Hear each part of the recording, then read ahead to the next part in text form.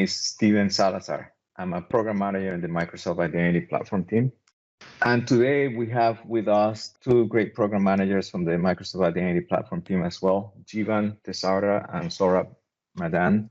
And they're going to talk to us about how to use AppRoles in your applications to manage authorization for them and some of the latest and greatest work that we're doing in that regard. Before they get started, I just want to go over some really quick logistics. I just want to mention that this is a public call. So we are recording this call and we plan on publishing this call later in a YouTube channel. You can find it in a URL called aka.ms/m365.youtube. It's also great if you can follow us in a couple of Yammer channels at Microsoft 365 Dev or at Azure AD. So these type of calls happen once a month, so every third Thursday of the month. And you can always attend this call. We're going to share a link here where you can add the calls to your calendar if you like. So another thing, it'll be great to hear feedback from you in terms of how this call went.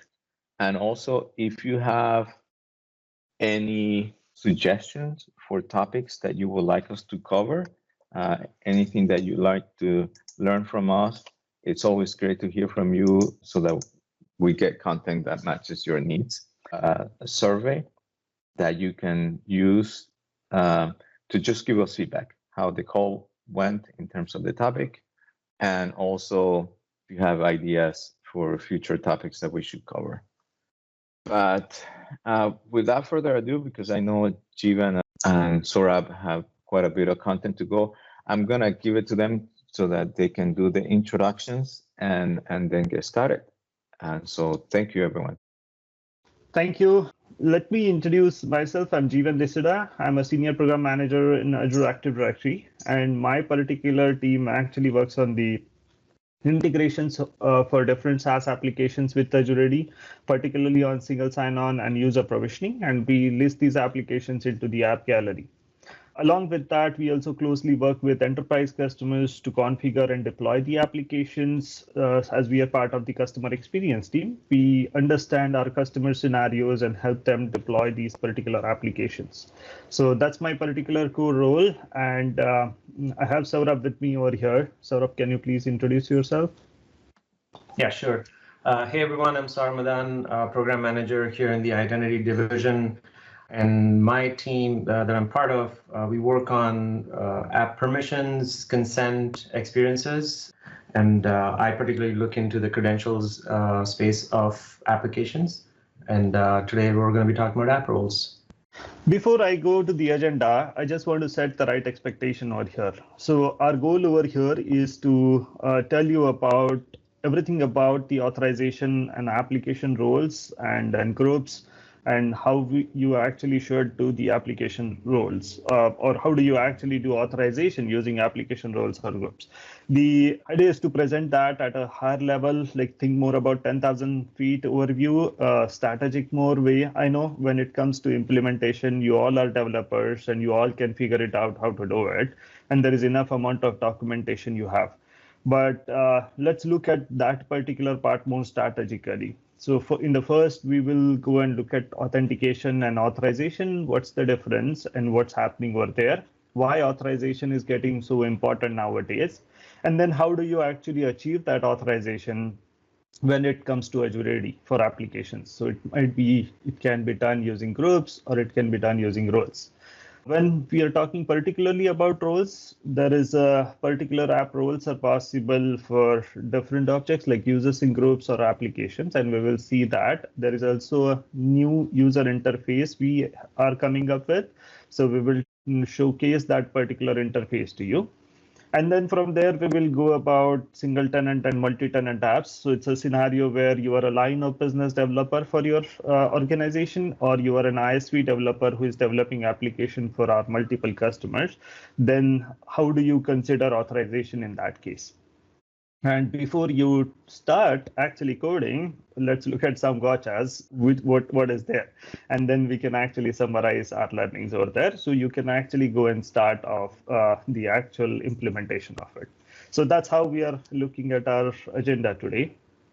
So first, when we talk about authentication, I know for years our customers are using single sign-on and they are doing IDP-based authentication. But that's a real need nowadays because of the COVID situation. Everyone is working remote and people still, or the users, employees, whether it's a partner, vendor, or customers, everybody actually working remotely and need access to different set of application, because these applications hold critical information for our users. So we'd like to simplify that sign-in, and that's where the single sign-on and IDP-based authentication is important. We know this is happening along with ADFS 15, 20 years back, but now it's like everyone is moving to the cloud IDP, so there is a still need, whether it's a line of business app or whether it's a SaaS app, you still need the single sign-on capabilities. The authorization part, right now we are seeing a good shift from our customers, where our customers are now actually looking more into the authorization. And the authorization basically is to control who is doing what into that app. More granular control on those critical accounts is important, and that's where the business and the IT want more visibility, who is doing what into that particular application. So also customers would like to improve their business process for authorization, want to achieve some rules around it, and that's where the authorization is gaining more popularity, and that's what the inclination we do see. So from developer perspective, now we are going to see how do you make that particular possible, or why you should do that particularly. So when we say authorization, why it is getting important? Because think more about situations now as users are actually using the application from their own laptop, their own desktop, or they might be sitting at the grandma's actually house and they are actually accessing the app.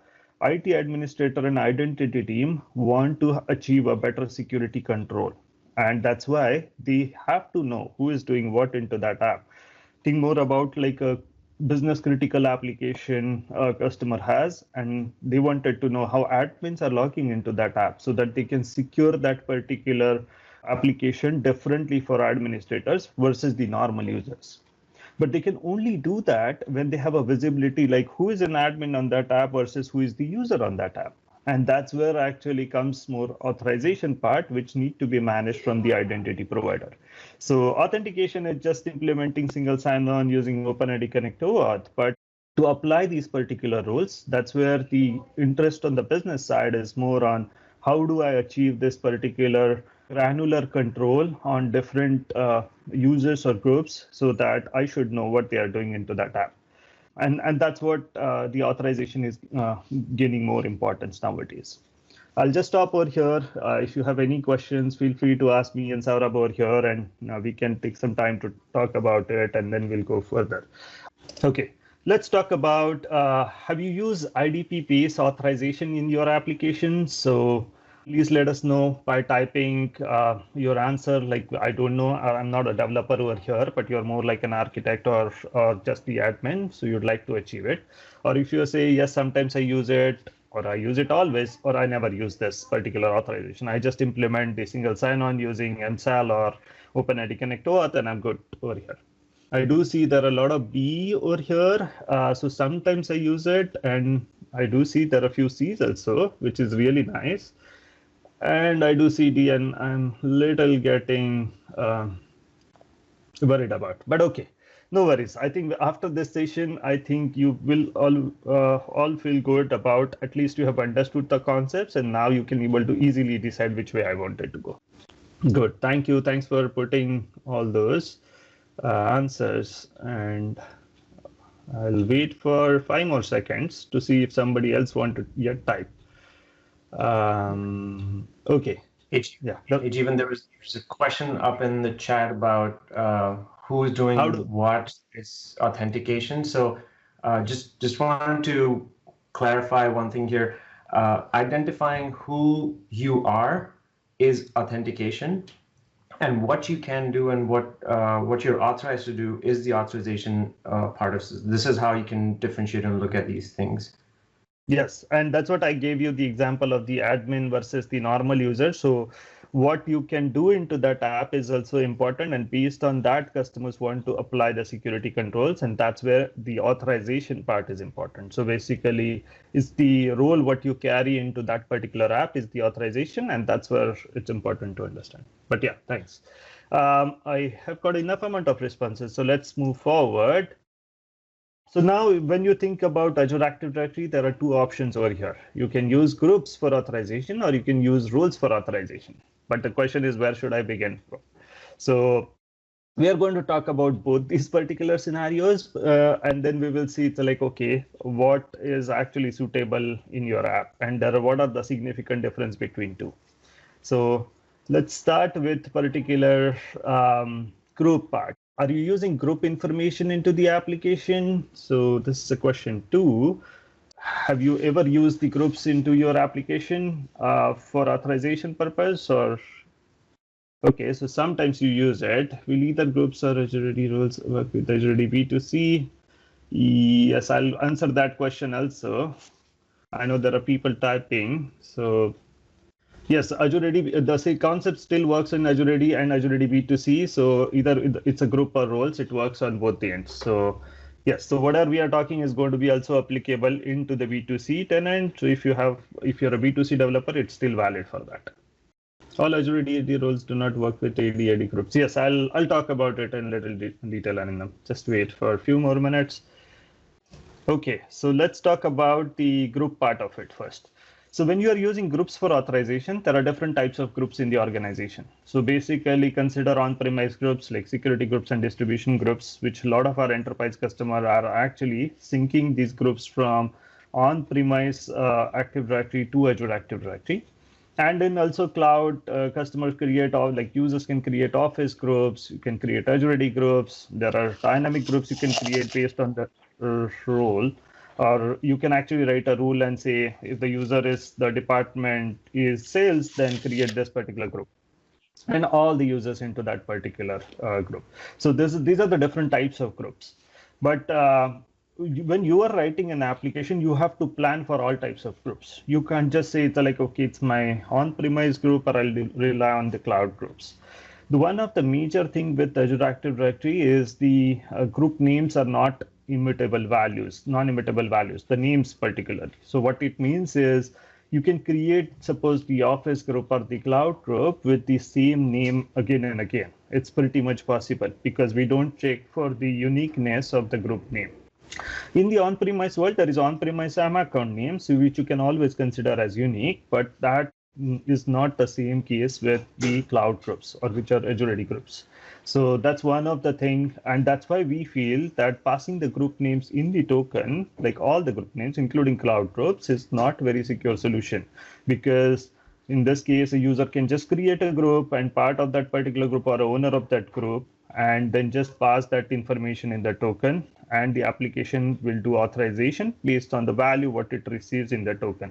So that's why it is more riskier, and that's why we suggest to use group IDs. But then when you use group IDs, they are not like human readable. So that means it's like a GUID value or a 36 character alphanumeric value, which is like hard to understand. I know it's like it takes pain for mapping those particular information into the roles for your app. So you need to do that mapping, which some customers really don't like it because they don't know by looking at this group ID what it means, right? Because they are not human readable. And a few of the things, you don't need all the groups in the token. So consider if I'm the user who is part of 200 particular group, Azure AD will send that information in the token, and you will still not able to see all that, or you will able to see that all that group information, but that's not all usable in that term. So the group filtering capability in Azure AD is still not available. So there is a partial, you can say, is available through the applications assigned to the group, but that might not always like be helpful as you need it. And if there are more particular group in the token, there is always a token bloat possibility. So I've seen this with few customers where the token bloat happens, and then you cannot actually able to pass or to get the response event. So that's like one of the biggest thing. I'll just little bit over here. I think there are a lot of questions over here. We use it when coming from SharePoint Online. Yes, I have seen the SharePoint scenario where you need this particular group information, but that's a group IDs. AD groups don't always work for certain types of authorization. For example, when attribute-based authorization is needed. Yes, for a back purposes, yes, the AD groups is not always suitable solution. I agree with that. What is the main difference between pass-through authentication and password hashing? Oh, I think that's not a question over here. It's particularly you are asking about authentication. So there is a good amount of documentation we wrote for pass-through auth and password hashing. So I suggest you to look at that. Authorizing with IDP when utilizing multi-tenant auth is my primary issue that drives as needed to move the application-based auth. Okay, so multi-tenant auth. So we are going to talk about single-tenant, multi-tenant. Into that, I'll try to answer your question. There is also the constraint that dynamic groups do not support multi-values. Yes, that's true. And we will see what is the multi-valued actually you can able to do it. One of the biggest challenge with the group is the limitation of number of groups which can be passed in the token. Yes, today we have a limit for 150 particular group IDs in the token. If there are more than that, then there is a query which is getting passed and you need to invoke that graph particular query to retrieve the information. So that's absolutely true. This has been also documented. In B2C, we were advised not to use group, but use custom claims to handle authorization instead. But this changes now. So it depends on your scenario. Sometimes in B2C, using groups is not a very good control, but you can actually in B2C allows a lot of customization of the claims. You can also able to do that. It depends on the approach. But again, if you're using groups, you should be using, you'll be using group IDs particularly. If you're okay to use the group IDs, then you should do that. Are you going to use more bandwidth for a token rather than the payload? Yes, it will use more bandwidth for a token because this goes into the body. As you already actually always post the response using post binding. So that's where the response goes into the body, and the body always has a limit based on the browser. So some browser like 2 KB is a limit. So if your response goes beyond that, the body will not able to accommodate so many things. So the token bloat happens. How to change office groups to dynamic groups? That's not the topic 2. I think I suggest you to submit a Stack Overflow question for it, where I'll be happy to answer that. Yes, we are going to talk about app assigned teams or groups. Okay, let's move forward.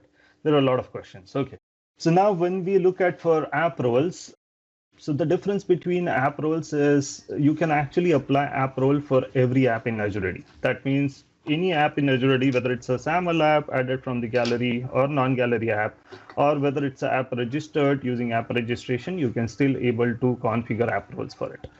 Saurabh is going to talk about the user interface and graph API and manifest option for that. How do you configure that? So you will be able to see that over there. One of the good thing on AppRoles, it's about the claim is in the human readable format. That means if there is a specific role which you are actually putting, it can be configured on the app and it can be sent in the token which can be readable. One of the biggest difference what you see when we are comparing with groups is based on the groups, you have to do group to role mapping into the app versus when you are using AppRole as a feature. In that case, customer configure the role based on what you actually have as roles configured into the app. So think more about there is an app you are developing where I'm signing e-signature app and I have 3 particular roles. So admin, approver, and the user as a role. So these are my roles which are being created into my app. I can replicate the same in using AppRoles in Azure AD, and then just do the mapping of that particular user and the app roles. So that's the biggest difference. That means your roles stays the same and you get that information into the IDP for the admin to map with the groups. Whereas if you're using groups, the groups IDs are sent and you have to do that mapping into the app, like which groups map to which particular role. So that's the significant difference between two. In SAML, we do provide the customization of the claim where you can say my role particular claim looks at whether role, member of, or whatever it is you would like to call it as, and you can still able to do that configuration and send it in the token. But into the OpenID Connect to Auth, you can't do that. AppRoles in the claims are multi-valued attributes. If the user is part of multiple groups, then he can able to receive multiple roles associated with the groups, and that's where the actual you can able to see those particular roles. And I have a quick example for you to show on this. I have my sample app and called Azure AD SAML Toolkit app, and in this particular app, I configured different roles. So here you can able to see I have a finance group, which is an approver, versus my HR is an admin, and everything users are part of the reader. If I, as a user like Jeevan, is part of multiple particular groups, I do get multiple roles associated with it. And when I actually use this app in the token, I can able to see that how this particular roles are getting passed in the token. So I can test this application and say sign in as current user. And when I do that, okay, and I can able to use, and I can download my SAML response and show you over here. And you can able to see, okay, let me show you the claim configuration I have done, which is AppRole member, and then user.assign roles is the key I used it. So here, when I go into the token, you can see AppRole member as a claim name, and these are multi-valued attributes that I'm an admin and I'm also an approver. So based on my particular user, it actually gets that particular all the roles, and they are shown over here. But that's how it works. So this is possible into the SAML. If you are using JWT, then you will see roles as a claim, and then you will able to see the array of the particular values, which you can able to process it. Coming back to our particular thing, I would like now to hand it over to Saurabh, so that Saurabh can talk about particular app roles for different objects and how do we do that using a new interface.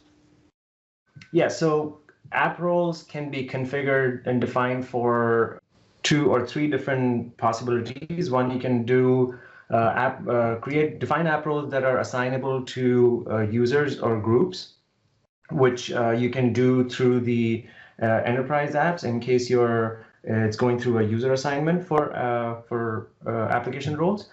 The other one is the other scenario is you can configure app roles to be assigned only to applications. So in a scenario where a client app calls an API, you can assign app roles for that scenario, and that shows up in the access token, in the roles claim of the access token.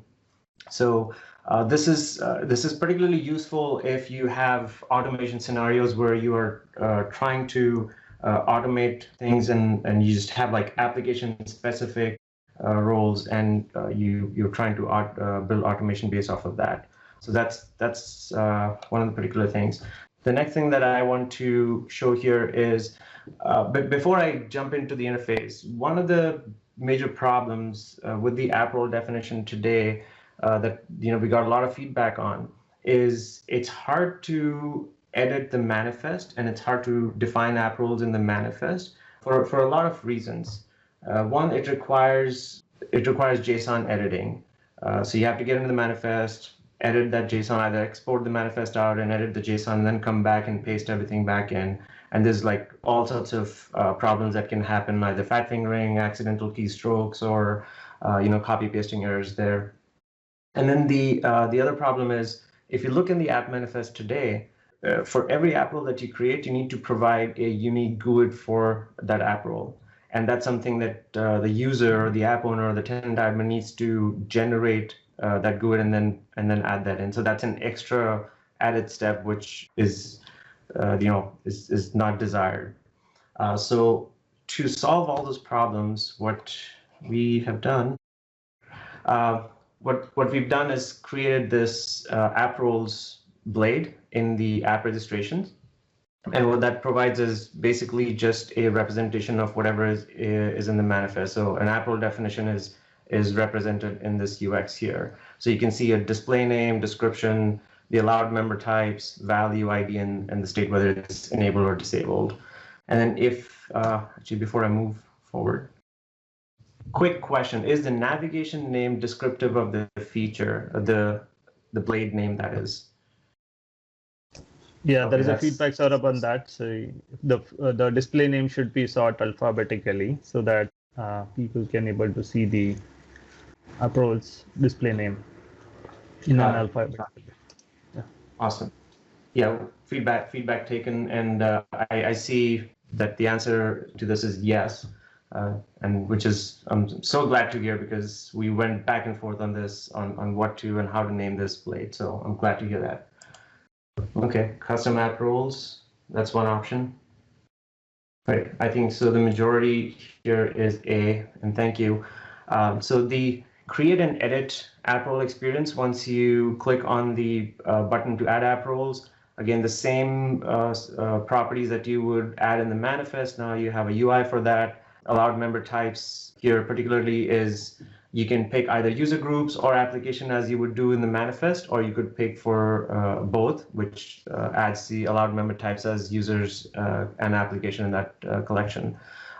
The value has all the validations for disallowing any spaces or special characters that you would otherwise not be would not put in the manifest. So you get a direct feedback even before you hit save. It validates the field here, and then the description enable is pretty self-explanatory. Something I want to call out here is if you have used AppRoles, or if you created a few new AppRoles and then went back and then kind of forgot how it was done, or if you had somebody new on the team, we added this context flyout for describing like a quick two-liner on how to add AppRoles in these two scenarios that I just described, like for either adding it for users and groups and applications. And this was particularly important because the assignment aspect of the AppRole is in two different places. One is in the enterprise app, and the other one is you'd have to go through API permissions if you were doing a app-only permissions. So that's why we thought to call it out. And the other aspect is like if you are an ISV and just creating an app that if your tenant admin where the app is provisioned needs to add app role specific to their tenant, then they would also get the same level of understanding on how do they go about assigning these versus getting confused with the definition aspect of it. Deletion goes through the same rigor as what it would do in the app manifest. So if you were trying to delete an app role, it would require you to first disable it, and then you would go and be able to delete that. The one thing here is once you do disable the app role, deletion has all these so-called red flags that stop you and warn you from proceeding if make sure that you're doing the right thing. The one thing that I do want to call out, which more than likely will change, is removing the assignment part here. It doesn't really remove the assignment. It's just that those app roles and the logic in the backing application in the code will not work, since the user or the application will not have the role in their claim, in the role claim. So the assignment doesn't go away. But the reason we want to call this out is like if you go back in the UI, create the app role with the same value, which is over here, it really wouldn't work because the GUID in the backend would have changed. So you could be under the assumption that you could delete an app role and then go back and recreate it, but in the backend your GUIDs have changed. So that's something important to know. And just to mention over here on this particular slide about deletion part, that we don't check whether you have done the assignment or not. So if you delete the role and you have assigned that particular role to different groups, they will not receive that in the token. So there will be an effect on that. You need to consider that before you are deleting. And that's why the disable option is provided and then actually delete. So that's why we clearly call out that it is going to have a larger effect on it if you've done already assignment. Yeah, and this will largely impact on the multi-tenant app, so which I'll talk in a few minutes later. Right.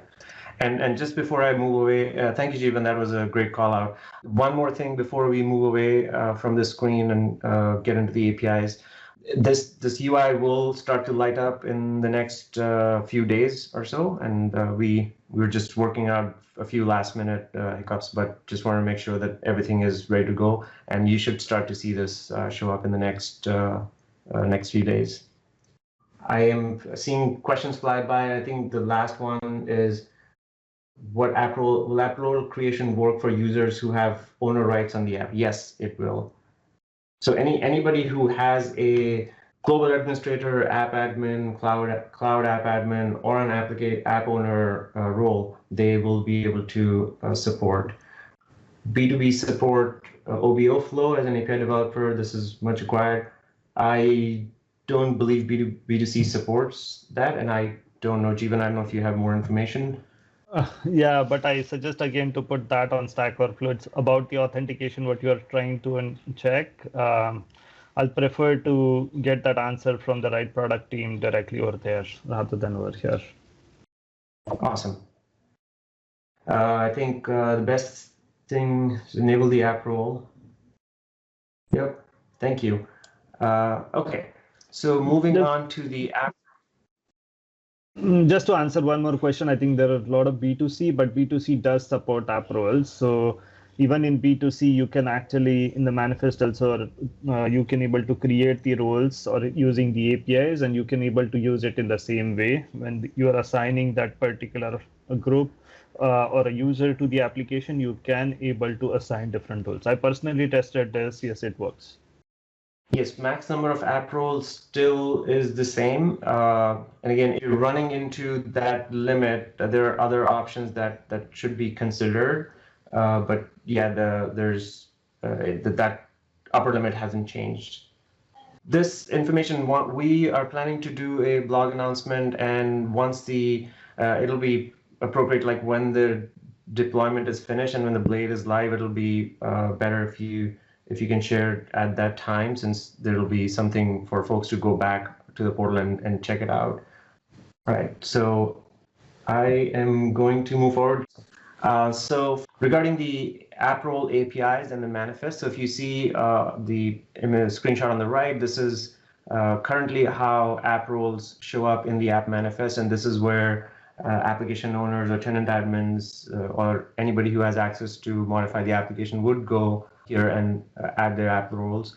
The one thing to call out here is, like, if you're looking at the origin value, this is the application, is where the app role was initially defined. You can define app roles as a tenant admin on the service principal as well, and that's where this value would be different. So, but for most of the app roles which get defined at the application object level, you would see the origin value as application.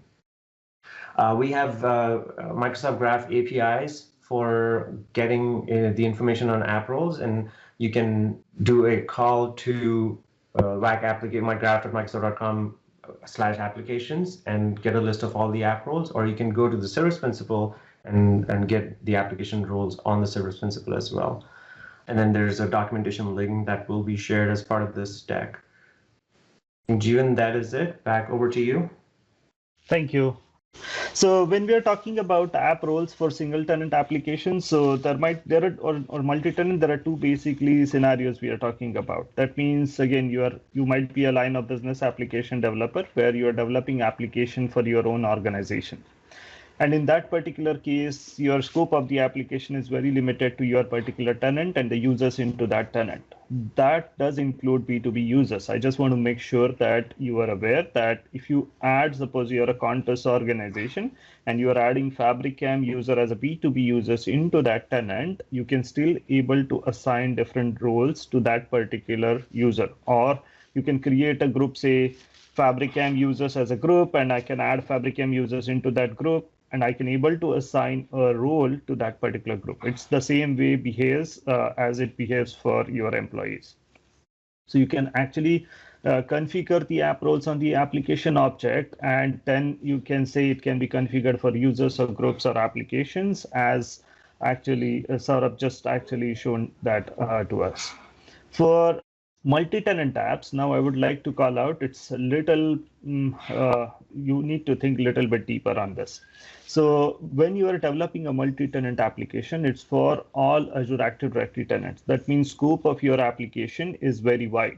That means anybody as a Azure Active Directory customer can consent to your application, and then they will get a service principal into the customer's tenant, and you as an ISV hold the service principal object and the application object in your master tenant.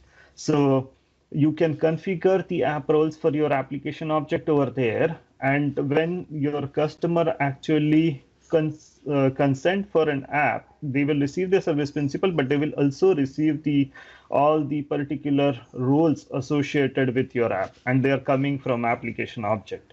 So it's important to understand that, and whenever you're making a changes over there, it's directly going to affect it. So let me show you. This is my Microsoft.com tenant, and I have a multi-tenant application over here called Azure AD App Gallery information. And I created 3 different particular roles over here. You can see it's a member role, GTI, and admin. There are 3 different roles. I have it. So these are the specific roles created for my particular app. And this is a multi-tenant application. That means the scope of this application is customers can consent for this particular app, and you can see this is a multi-tenant app. So now when my actually customer, so I have another test tenant from where I can able to test this, and I'll show you.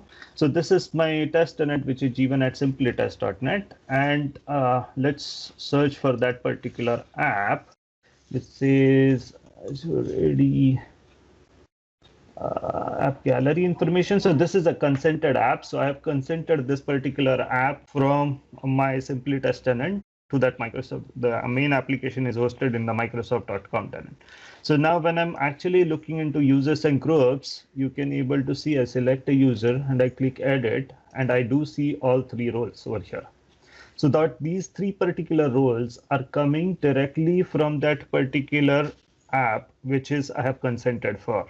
So in this particular case, I think when you are modifying the roles, you have to be very cautious, because all the customers will immediately receive the change on their side as you update the role on your master app, and then they can able to select and use it.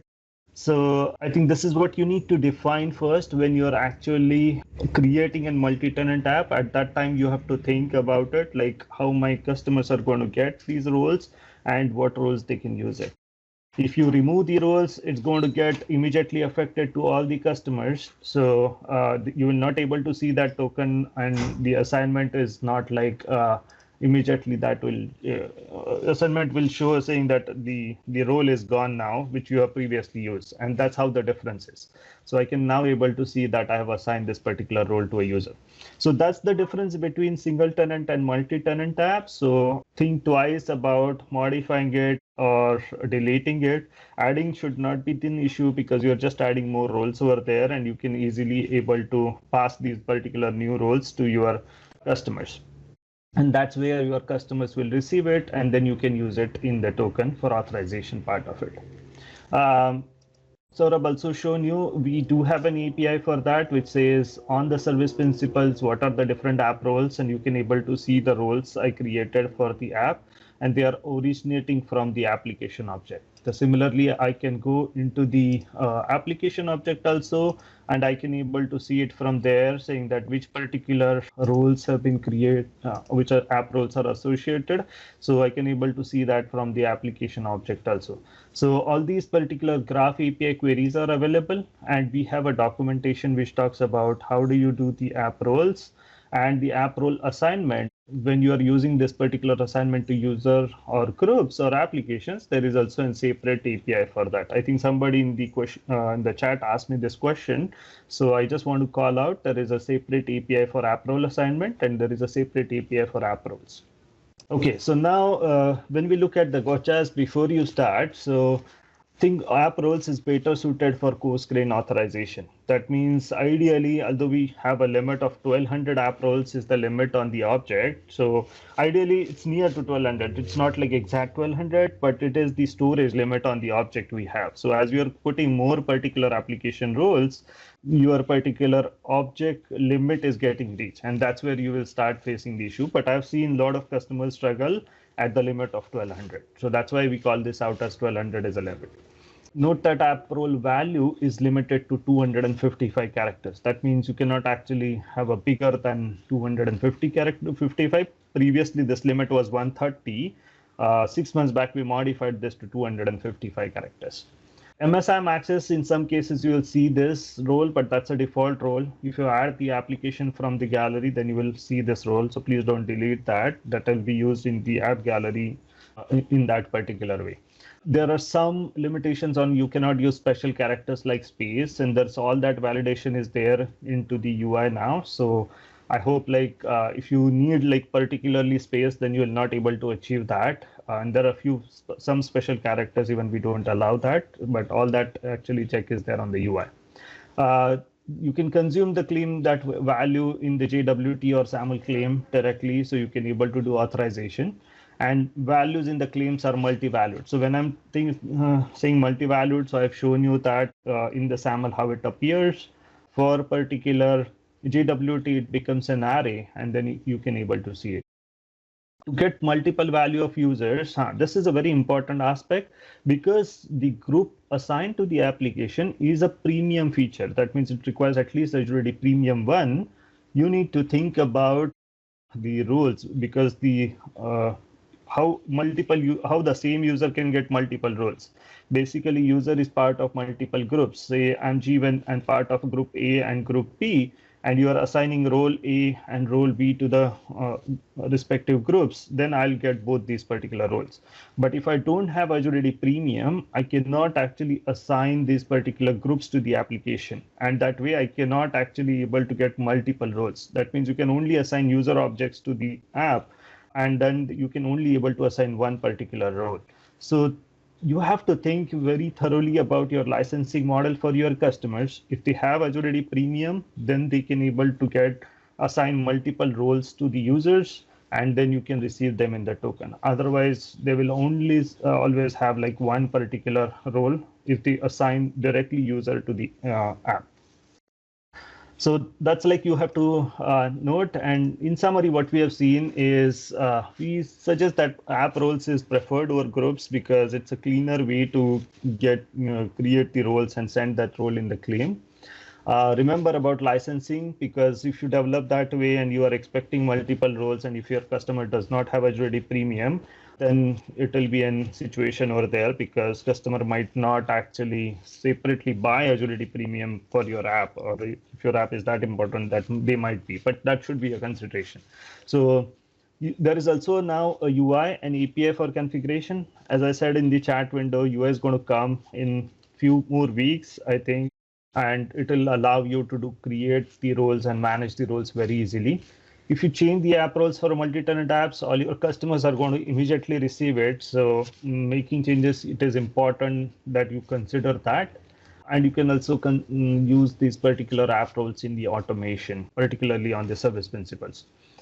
We suggest don't add too many roles. Otherwise, it's like, again, 1200 is the limit, as I said, and I've seen in some cases the token bloat happens. So don't do that.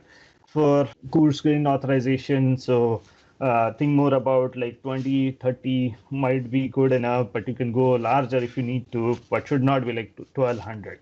So that's what actually we suggest. That's how it should be. That's what it from our side. I think we still have like 5 more minutes or so. So I'll open the floor for questions. So I'll prefer you come out of mute and then we can talk about the questions. There's a question in chat which I think we should answer here for the benefit of everybody else listening. Like the question Sahil had about roles versus permissions, and how are these different? Okay, so the app role information goes into the token, and then you can actually see a lot of times I have seen the apps actually inside the app, you have a permission model saying that this is my permission and this is the role for it. And you just map that from the token value, like the value which you received in the token to that particular role. So role to permission mapping still happens into your app. You just validate from the token that what particular role this user carries. And then you actually do that over there in your app so that the user will get the right role. So while you process the token, you should be actually assigning that particular role or authorization. You should do it in your app. There is a question on the specific license, P1 or P2. Yes, at least P1 is required. If they have P2 still works, but at least P1 is required. Can AppRoles be used to granularize graph API permission, especially high privilege API permission? You can do that, but we don't recommend to do it, like especially for high privilege API, you use the AppRoles rather than you should use the RBAC, role-based access control. We do have a custom roles, even in app registration, even in enterprise app. So we suggest customers to create that. As a developer, I think you should think more about giving an ability for customers to create a role-based access control on that, rather than use in the automation. If you would like to do it, that technically it's possible. I'm not saying it's not possible. Okay, any other use cases where you'd not recommend to use AppRoles? As I said, like if you would like to go fine grain where it says like I have thousands of roles and customization, then we suggest don't use it in that way, because it's too much amount of operational for our administrators. It should be ideally very, of course, like you can say 10 roles, 20 roles, then that is much more suitable. But in that case, I'll say just do it in that way. For ASP.NET, do AppRole get mapped to roles as they just claims on the user objects? For ASP.NET, you can use the square brackets and define the role and enable to process that particular role from the user object. So you can able to use it in that way. Okay. Russell has a feedback on the link is not working, so I'll give that feedback to Steven. Steven will look into that and will fix it. Have I missed any other? What have you seen happen at around 1200 roles? Okay, so what happens around 1200 roles is you will not able to edit the existing roles, or you will not able to delete the roles or modify the roles. So that's the issue happens. The workaround on that, you can use Graph API and remove certain roles through the APIs, and then that works. And I am hoping with the new UI that is also going to be possible, because you can easily able to disable and delete the roles as needed, but you will not able to update or add more roles over there. And that's the major situation which will happen. So around 1200 roles, you will see that situation. I've seen this for few customers where they struggle on that resolve. You can able to delete and disable the roles, but you will not able to modify or add more roles. Okay, are the app roles in customer tenant built over the initial consent leak and then the flows for add remove subsequently? Yes, you are right. So when customer actually consent for your app, they will get the default role what you said. So consider if you just add one particular role for your app, by default they'll get that. If you have more than one particular role, then the first role they will get that. Generally it is MSIM access, which is default access role, and then the customer can choose saying that when I'm assigning this application to other users and groups, I have to choose a specific role. So that's how it works. Okay, so but who assign roles to customers? Okay, so Charles, the role assignment is always up to the customer and the admin, because in the enterprise application, in my tenant as a customer, I decide which particular groups will be assigned to the app and what role they get. Whether I'm assigning users or whether I'm assigning groups, at that time, the administrator actually selects the right role for it. Okay, so Jeevan, we're approaching the end of the hour. I'm not going to stop you, but I just want to thank everyone for joining us today. We really appreciate your taking the time to come here and ask questions and give us feedback. That's great. If there's any last questions that you want to address, Jeevan, that's great. Otherwise, we can just say bye to our friends.